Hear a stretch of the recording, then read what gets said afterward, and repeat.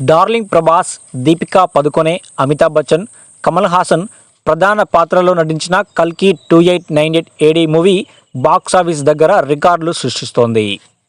Young director Nag Ashwin direct చేసిన ఈ సినిమాపై ఆడియన్స్తో పాటు సెలబ్రిటీస్ సైతం ప్రశంసలు కురిపిస్తున్నారు.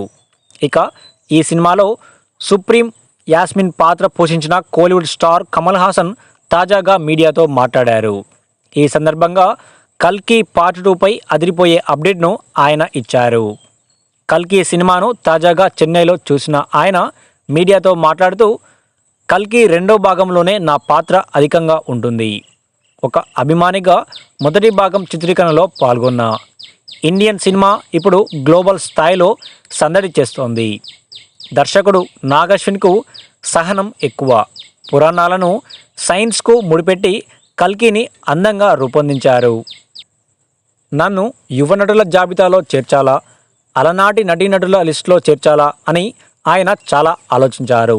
చాలా ఓపికగా కథను రాసుకున్నారు. అంతే ఓపికగా సినిమాని తెరకెక్కించారు అంటూ కమల్ హాసన్ చెప్పుకొచ్చారు. అయితే కమల్ హాసన్ మాటల్ని బట్టి కల్కి పార్ట్ 2లో కమల్ విలనిజం ఓ రేంజ్లో ఉండబోతుందని అర్థమవుతోంది.